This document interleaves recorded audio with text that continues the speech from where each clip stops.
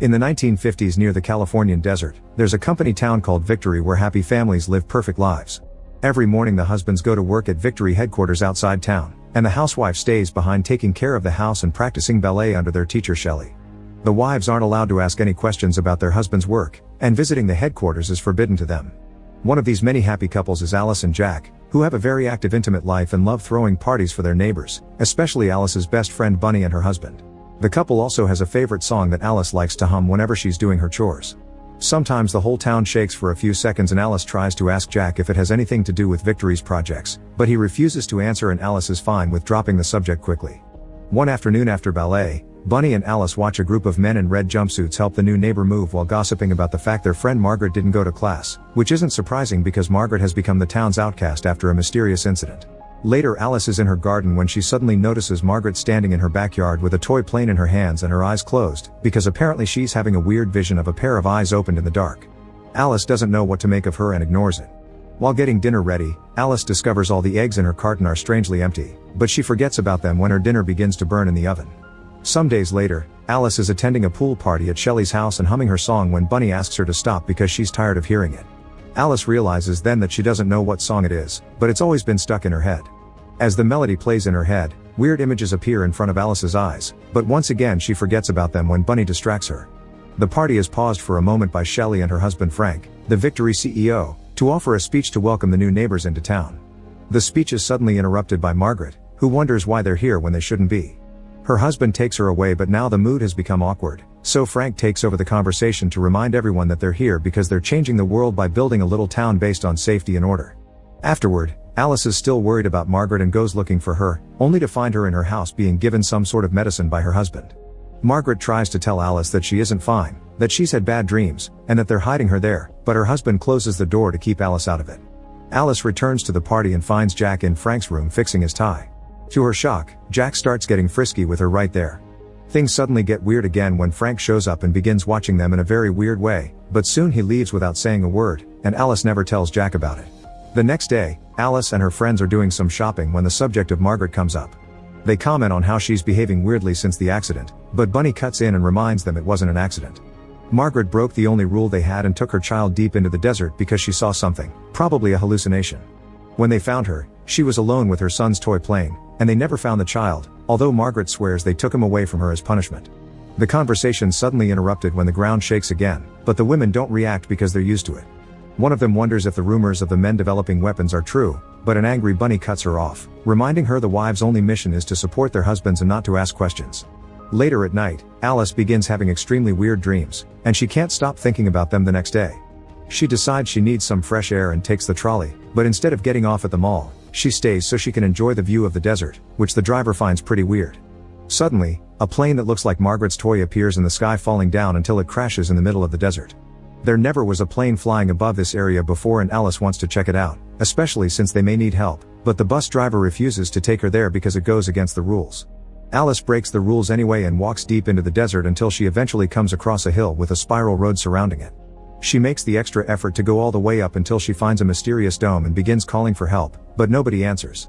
Alice is scared but she still wants answers, so she slowly approaches the dome until she finally dares to put her hands on the glass walls. This movement suddenly shakes her body and makes her throw her head back as a series of weird disturbing images appear in her eyes and Frank's voice continues to talk about leaving chaos behind. When Alice finally gets to blink again, she finds herself on her bed at home. Confused and scared, Alice goes to the kitchen, where she discovers Jack trying to cook because he didn't want to wake her up.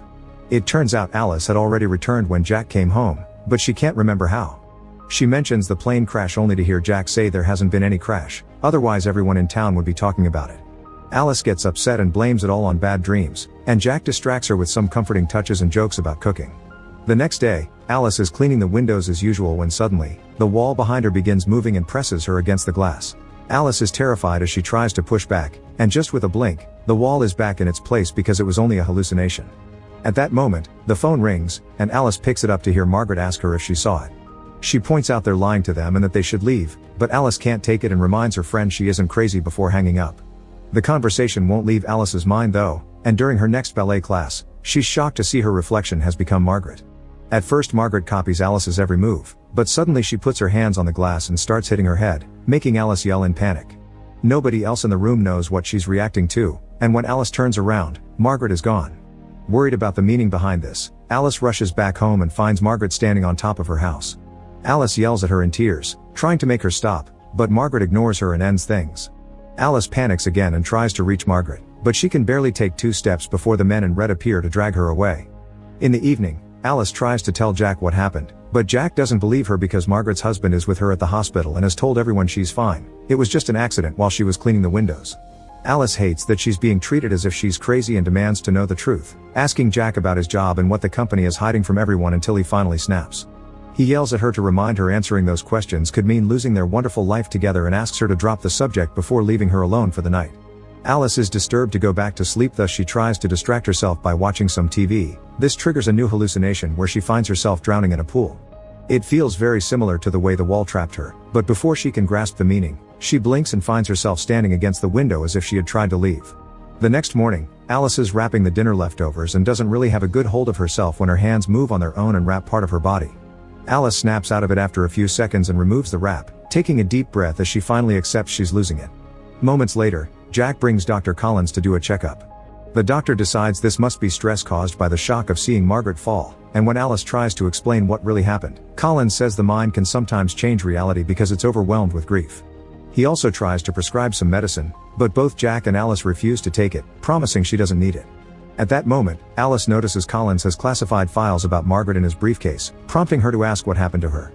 Collins explains Margaret suffered from outbursts and paranoia, which didn't allow her husband to do his job in peace, so he was fired from Victory and Margaret was sent somewhere else to get the help she needs. Afterward, Collins leaves the house and accidentally forgets his briefcase. As soon as he and Jack are out, Alice jumps on the briefcase to look for clues, but she's interrupted by Collins coming back when he realizes what he forgot. Alice pretends she had picked the briefcase up to hand it to him, and luckily her act is believed.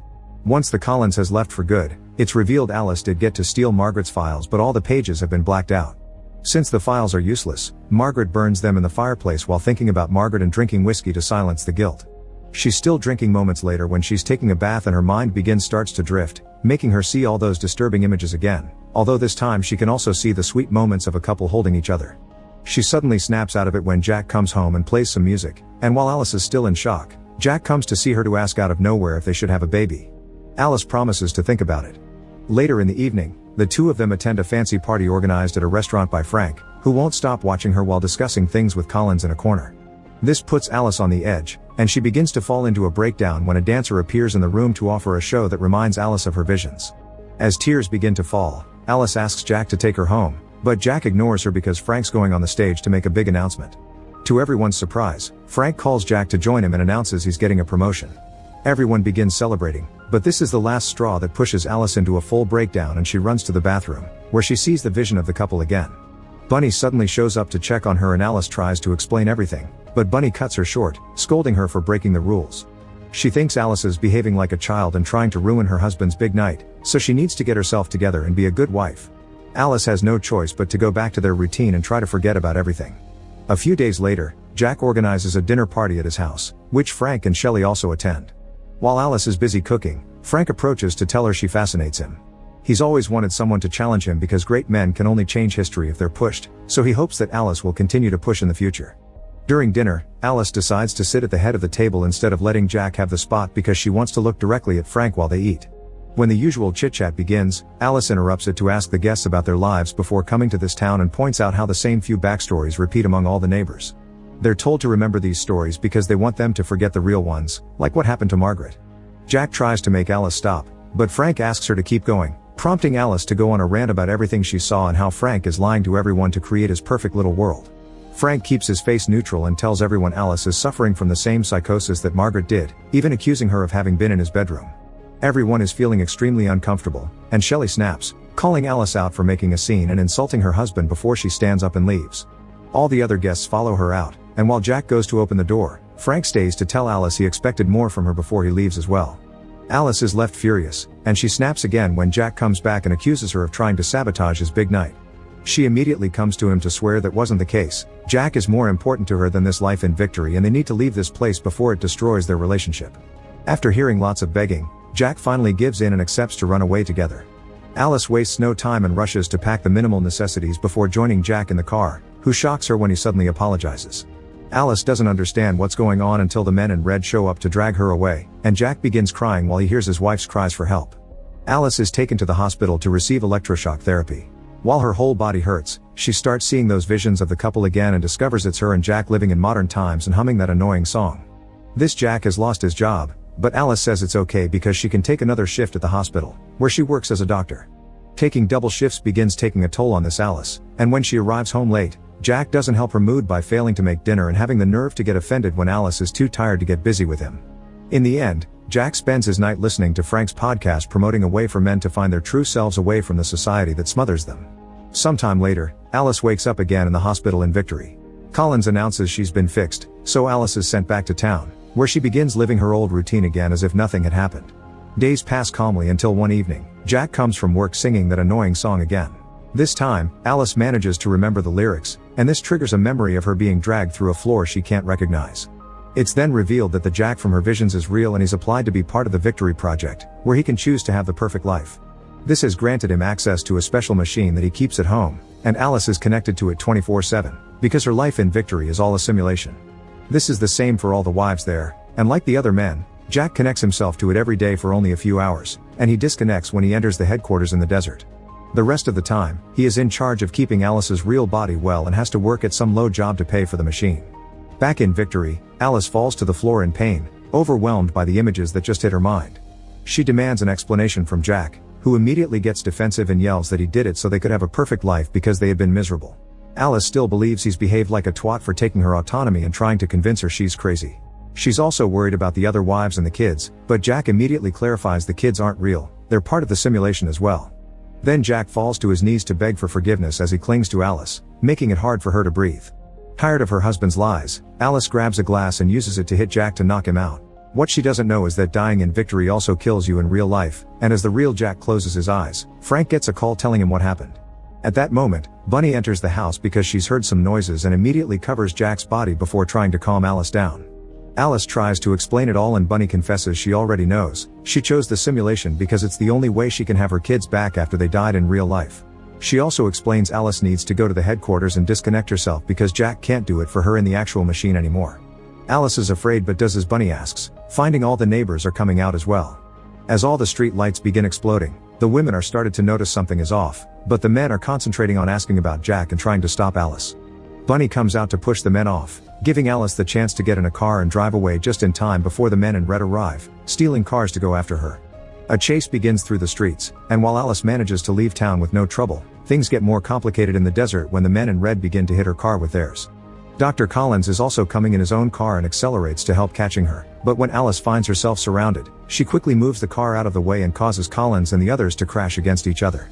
Frank receives the news of Collins' death at home with the call on speaker, so Shelley hears what's going on too. While Frank's busy giving orders, Shelley approaches him and stabs him, claiming it's her turn now. In the desert, Alice continues driving until she finds the hill and takes the road with the car, but the vehicle gets stuck on a bad turn.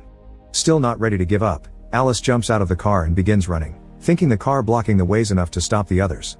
Unfortunately, the men in red leave their cars too and start climbing the hill to try to catch up with her, so Alice has to push her body to the extreme in order to run all the way up. When she reaches the dome, Alice hallucinates Jack hugging her and asking her to stay. She also remembers their time together in real life. At that moment, the men in red appear behind her, which reminds her of what she has to do. Alice runs to the wall and puts her hands on the glass, throwing her head back as the disturbing images come back to her mixed with some memories of the real her. Suddenly everything goes black, and Alice gasps. Make sure to subscribe and turn on notifications so you can watch more videos like this. Thanks for watching.